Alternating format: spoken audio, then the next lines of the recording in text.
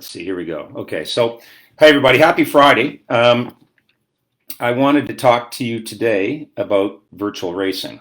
Um, this is a pretty unique year for all of us. We've gone through April with no Carolina Cup. We've gotten into May, and there's been no Key West, no Euro Tour, none of the traditional events that we have. All the local series have been canceled or they're not running, and it's really unusual. And certainly, life is different for everybody in just about every way, and most of those ways are more important than paddling. But paddling's been messed up as well because all of the things that we look forward to, the events that we look forward to in our typical year, haven't happened yet. And it doesn't look like there's much that's going to be happening through the early part of the summer. There are some Euro Tour races that are scheduled for August, and hopefully they go. Everyone just registered for Chattajack, which is going to be held on its usual weekend near the end of October. And then Carolina Cup is going to happen shortly after that. So there are some events to look forward to. There's going to be some APP races for the pros later in the year. So it looks like there's going to be some racing late in the year, but to this point, there hasn't been anything. And in the early part of the summer, there's nothing to get excited about as well. So a number of groups and people have started these virtual races. Paddle Monster has done one, which is the Virtual Paddle League, and it's doing well. But there's other ones. There's CSEP United that I know about that's doing really well out of Spain, I think. And there's a Canadian Paddle League that's just local here in Ontario. There's a bunch of different ones that have cropped up. And I think it's a great idea because it's giving people something to be excited about. And in a time where there's no races or competitive opportunities, it's a chance to at least get excited about trying to go as hard as you can go and see how you do, what kind of time you can do and how that stacks up against other people. But I am aware that there are some people who are kind of down on the whole thing because it's not a real race.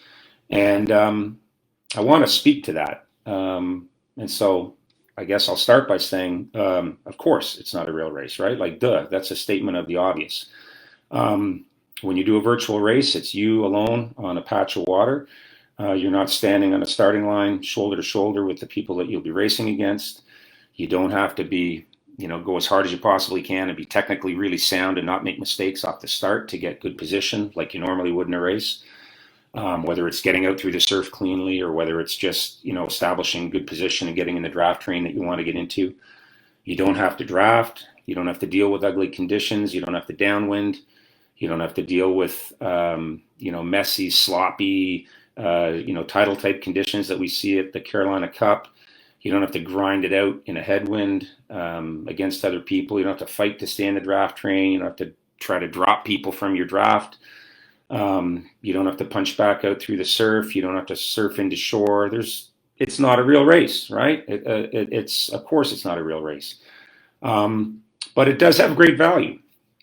For starters, there's nothing else going on. So, you got to take what you can get, right? We started the Virtual Paddle League, and I'm sure these other virtual races started just to give people an opportunity to get out and compete when there was nothing else, no other opportunity to do so.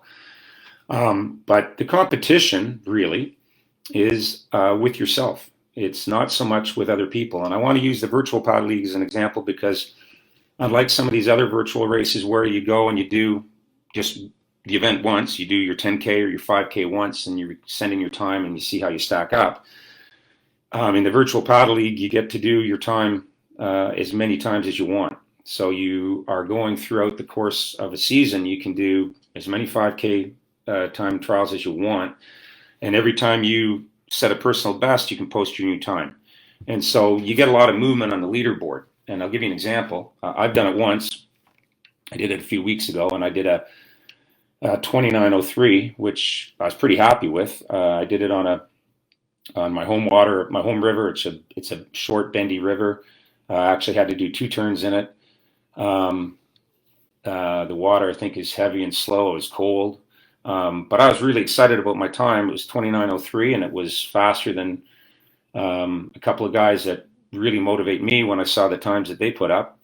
And for 3 hours, I was at the top of the leaderboard, and I felt fantastic. And then I got beat by a 14-year-old from the Netherlands, and who's since turned 15.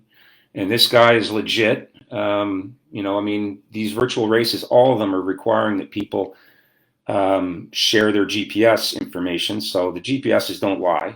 The times are legit. And he might have had a straighter course, or he might have had warmer water, who knows, or deeper water. I know he only turned once, but the fact that he beat me by 9 seconds didn't really choke me up too much. In fact, I thought it was really cool, and I was really excited about it, because it means that I now have something motivating me to go faster. I want to try to beat him, and the fact that, in actual fact, if we're 9 seconds apart in a 5K paddling on different sides of the Atlantic, what it really means is that if we were in a race together, a real race together, we'd probably see each other on the race course, and maybe we'd be in the same draft train. And but the likelihood of that ever happening, given the fact that I don't travel to Europe much, and Donnie, our 15-year-old prodigy, he doesn't come to North America, or hasn't been here yet, that maybe would never happen. But because we've met and connected and raced against each other in this virtual race, we've now become, competitors with mutual respect, and we've become rivals. And it's actually really fun. I think pretty highly of what he's doing at his age. I think he's going to be special, because I'm not going that slow in my time trial. And guys like Andre Crater and Tommy Budai, they're not going that slow. And right now he's faster than all of us.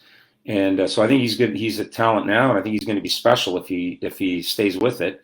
And so I'm really excited that we're seeing that in this virtual league. And it doesn't hurt me at all to think that I'm getting beat by a kid. I think it's actually really cool. But the important thing is that whether it's me, or whether it's Andre, or whether it's Tommy, we're all looking at the fact that he's done so well and is ahead of us right now as motivation, inspiration to try to go faster. And that's something that drives each of us in our training every day. And I'm certain that I can go faster than the time that I did. I'll wait till a day when I feel great, and I'll wait till a day when there's good conditions. And you don't always get the luxury of doing that on race day in a real race, but in a time trial you do. And I'll go out and try again. And I know I'll go faster. I know I've got more in me. And I'm sure that Andre and Tommy do. And I'm sure that Donnie, our 15-year-old now, does as well. But it's a race now. We're racing against each other, but really the race is against ourselves. And we're racing to see how fast we can get, to see if we can improve. And that's exciting. And this wouldn't be happening if it weren't for a virtual event. So that makes it worth it. That reason alone makes it worthwhile doing. And it's going to make me and anyone else who's doing it and embracing the challenge of trying to go faster, to trying to set new personal bests. It's going to make them better too.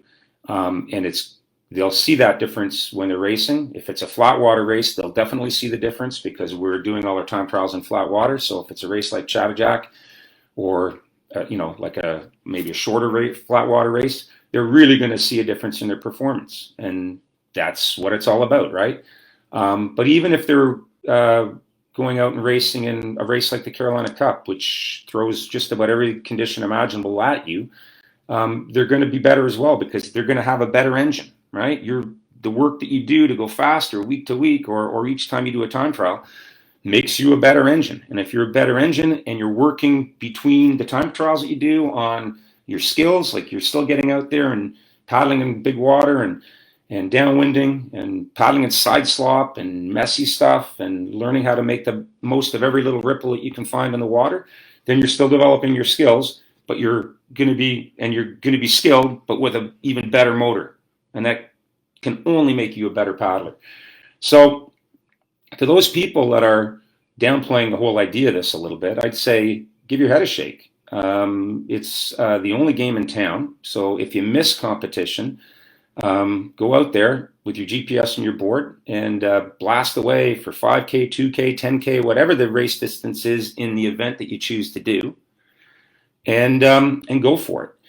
And if you get beat, we all understand that this isn't a real race, and the fact that you got beat doesn't mean that you would have got beat in a real race. It just means that there's somebody else, somewhere else in the world, who went fast on the day that they did it, and is a good paddler, and would probably be, competing with you or in the same draft train if you guys were in the same race together.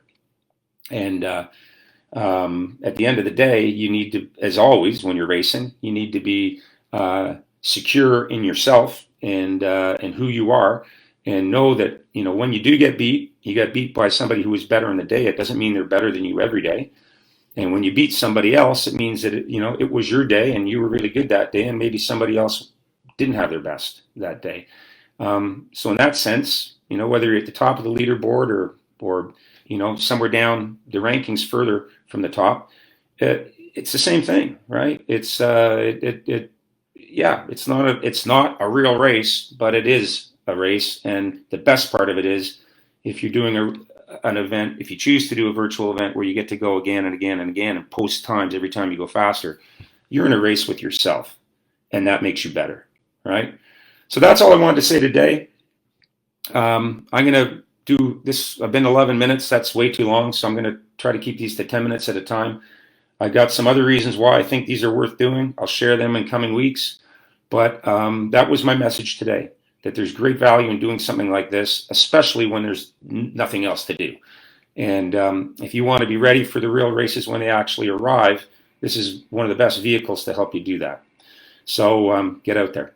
And in the meantime, have a great weekend. Stay safe, and get on the water, have fun, and I'll see you again next week with another message about virtual racing. All right? Cheers.